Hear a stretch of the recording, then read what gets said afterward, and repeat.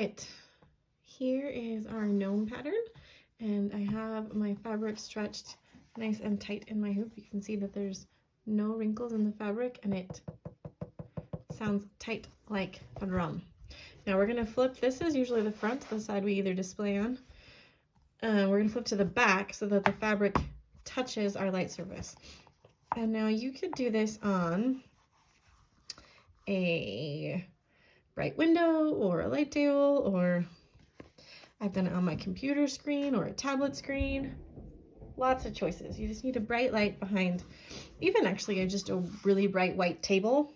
I've been able to see through and make this happen. So you get to decide what your light source is. And then we're going to center our gnome in our hoop. Now, since this gnome is consisted of straight lines, like a quilt would be, I'm going to trace using a card as a straight edge so that I can get these lines as straight as possible so that my stitching will match accordingly. So for little things like this box here, I'm probably not going to use the card. But let's start. I'm going to start over here on this line, I think. Just because, no real reason. I trace my pattern using a friction pen. Where's the logo? There we go. Friction pen.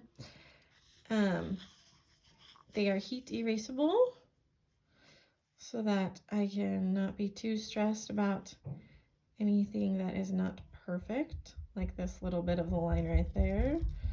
I'm not going to worry about that.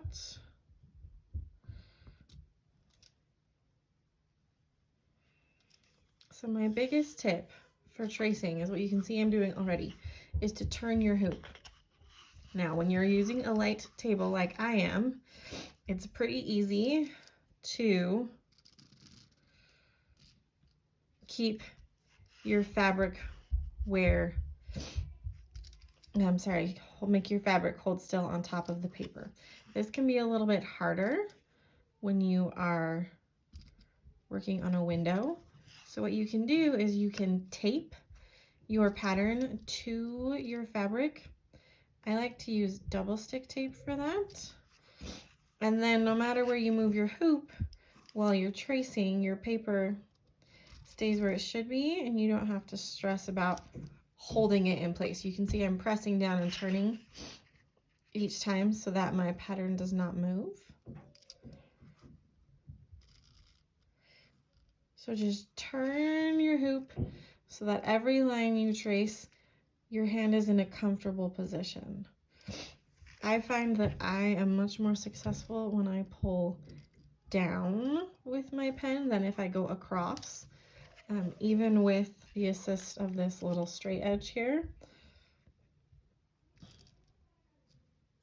So I'm going to keep turning and tracing.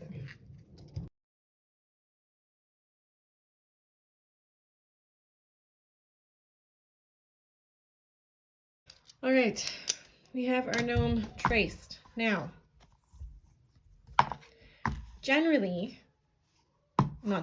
like 99% of the time, I stitch with my fabric just like this. I just leave it in the hoop with my lines all perfect and I will stitch everything in the hoop. And then when I'm finished, I will take the fabric out of the hoop and flip it to the front side.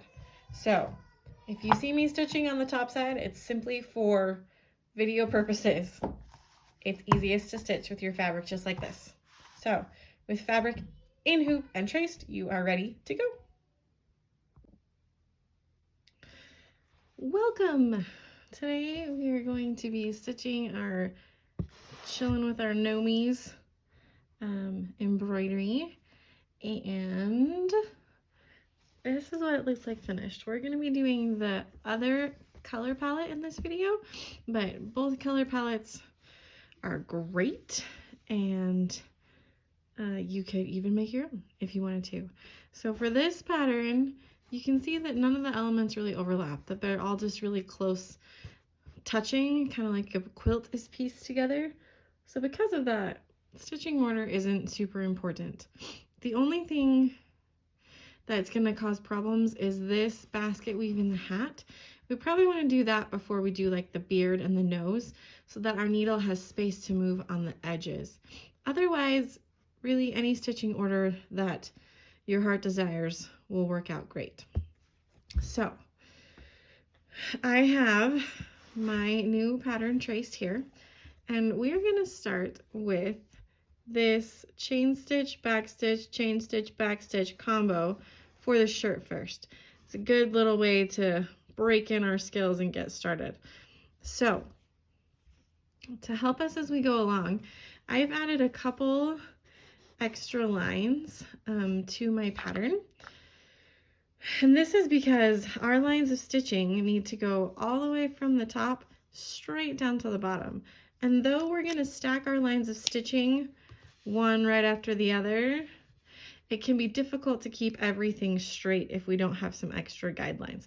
So they're not essential, but we're going to stitch right over them, so I like to have them just in case. And I actually tested this and didn't like the colors I picked first.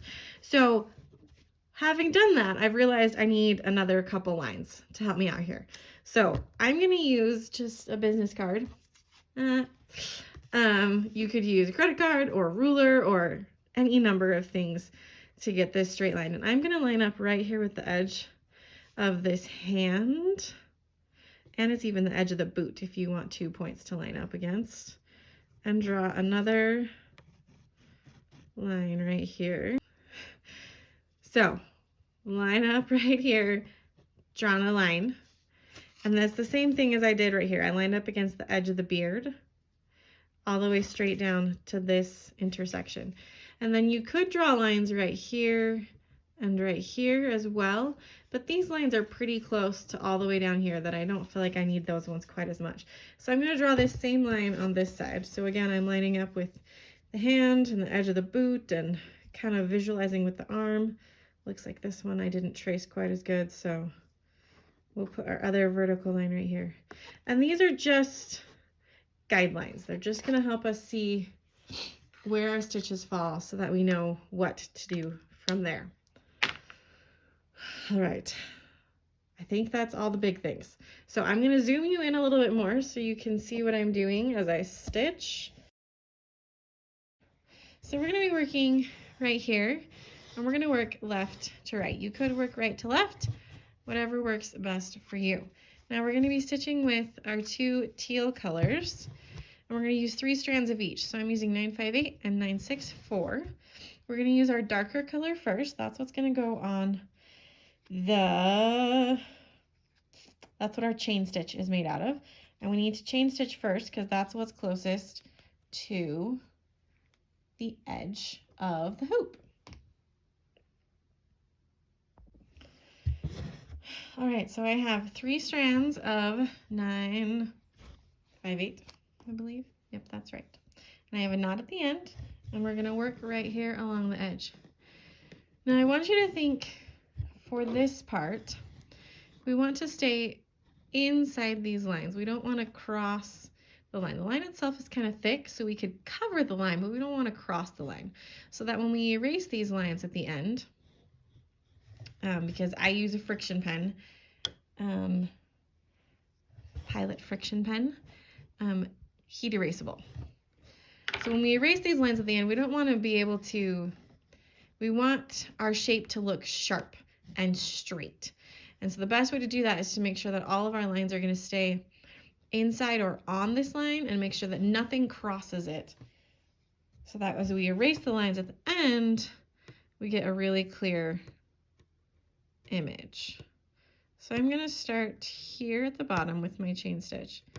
Now you can see my needle, if I pull it straight forward onto the hoop, it's next to the line, right? Because chain stitch is going to be a little bit wider than our needle. So I know if I line up a little bit to the side that I will be ready to stitch in the right spot. So come up, and then we're going to go down right here at this same location. Now we're gonna pull down, but we're gonna leave a loop on top. Now you could leave your loop over the space you're stitching. You could catch it with your thumb, like I tend to do, however works best for you. And we're gonna go 1 stitch length up this line. Now you could probably fit 3 or 4 stitches depending on your stitch length right here. I'm probably gonna have 3, maybe 4, we'll see. So you pull, and I'm pulling the direction that I am stitching so that the stitch lays nice and flat against the fabric and doesn't get pulled back. Now I'm pulling this stitch pretty tight because I want a tall, skinny chain stitch. I don't want it to be a fat chain stitch, which is what happens if I do it looser, because I'm lining up a bunch of stitches all next to each other. So now I'm going to go back down into the tip of the hoop, not tip of the hoop, tip of the last stitch I made here, and we're going to make our next stitch. So we're pulling down, leaving a loop on top. I like to pull mine out of the way. That's my preferred way of stitching chain stitch so that I can better see where I'm going. Then I just catch the loop with my needle, and then again I'm going to pull up in the direction I'm stitching. Now, as you can see in your video, I'm stitching in a hoop stand. You by no means need a hoop stand to stitch. In fact, I prefer not stitching in a hoop stand. I find it easier to be able to rotate my hoop any which direction I need. But for video purposes, it's easier for me to stitch in a hoop stand and make my video hold still so that you hopefully don't get nauseous or sick or dizzy or any of the things. All right, 3 stitches here, and then I'm going to anchor this one because we need to start a new line of stitching. So what you're going to do is you're just going to go down on the outside of your last loop and into the fabric. And then we're going to line up for our next line of stitches. It's going to go down right here. So I'm going to go up along this line. And again, you can see I'm not right next to here. A good way to check is if you lay your needle straight down. If it's on top of these stitches, you're too close. You want it to be next to the stitches. So I'm going to pull that up, and now we're going to chain stitch back down. So go back into the same spot. Come up.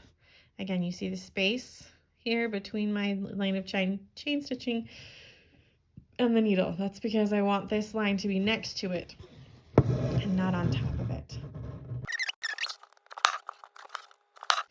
All right, I'm going to anchor this, and now we're going to switch to backstitch here.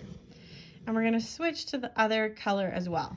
Now you could leave your needle threaded and just save your needle off to the side and hold the tail out of the way. That is a little bit hard for me to not catch the tail in the back. So what I'm going to do is I'm going to come up here to the side, and I'm just going to pull my needle and pull my thread all the way up. You can see that's as far as it will go. And then I'm just going to pull, my needle off the end of my thread. And I'm going to leave it hanging off here to the side. This way it's out of the way, and I know that the tail is right here behind the fabric, so that as I stitch over here, there's no thread in my way. And I'm going to thread onto my needle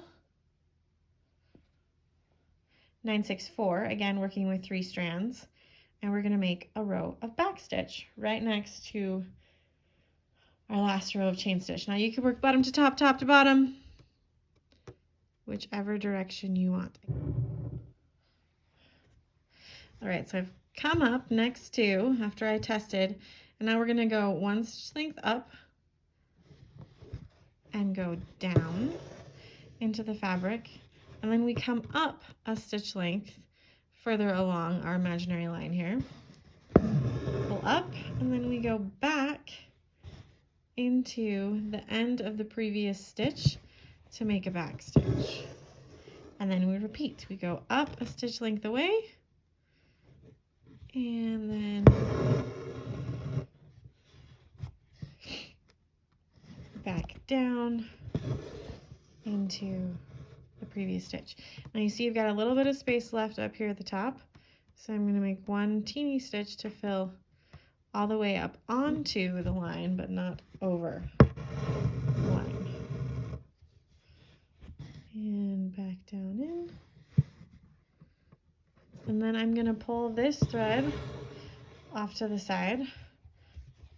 Again, pulling up through the fabric. I know it's up in the teeny tiny corner of your screen, but pull that thread all the way up, pull my needle off. And now what I'm going to do is I'm going to catch this thread from the back here. You can see it's moving. And we're going to re-thread our needle on, and then we're going to work chain stitch again. All right. Coming up, testing where that line's going to be. You can see that it's got a little bit of space between the back stitch and my needle, and that looks good. So we make chain stitch going up.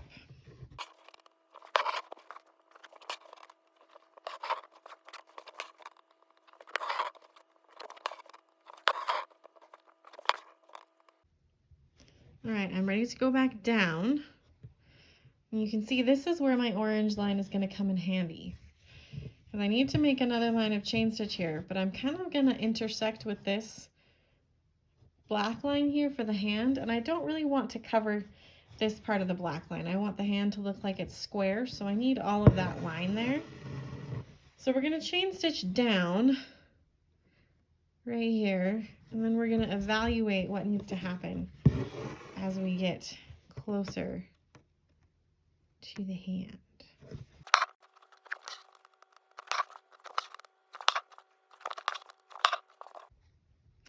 All right, we've made it to the bottom here, and I kind of hugged those stitches in nice and tight, and I don't think I'm going to need any stitches here next to it. I think that my next line of backstitch is going to line up nicely next to this black line and straight up next to these chain stitches. Now, if it happened to have crossed over a little bit more into this space right here, but not a full chain stitch width over the line, what you could do is fill in just a section of backstitch in our darker color and then do the full line of the lighter color so that there's no empty space right here. And as I said, for me, this feels good. I'm just going to put a line of backstitch right here next to it.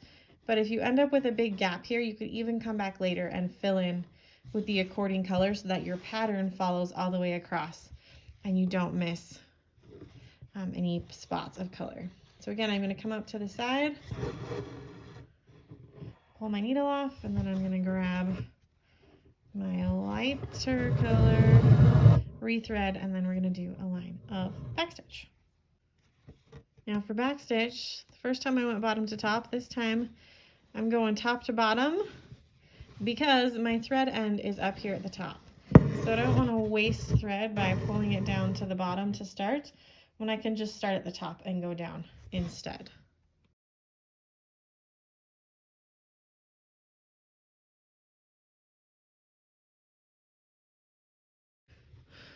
All right, finish this line of backstitch all the way down. And you can see that there's this little bit of white here and that this line of black is pretty thick. So I think I'm actually going to add a little bit of darker green now that I can see my backstitch, no, sorry, not my backstitch, my lighter line of stitching.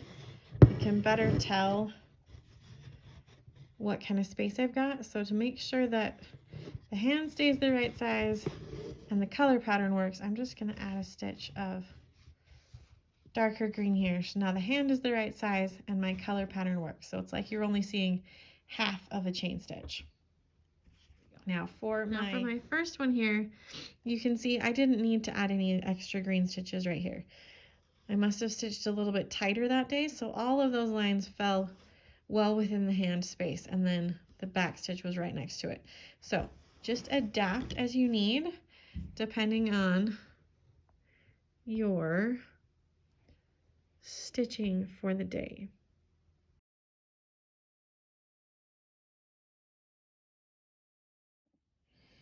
All right, I have finished working all the way across here, and I just wanted to point out that right here on the edge, as I finished, I didn't have enough space for 2 rows of chain stitch. So I did chain stitch, and then I had like the space of a back stitch left. So what I did was I did basically a back stitch, but I overlapped these ends a little bit to make it blend more like chain stitch. You could have easily just done back stitch instead, like our extra stitch over here from the beginning. Either way, the goal was just to fill all the way out to the line, but not over the line. So now that we have this shirt done, we're gonna move up to the hat, and I'm gonna flip you around and we'll get started there.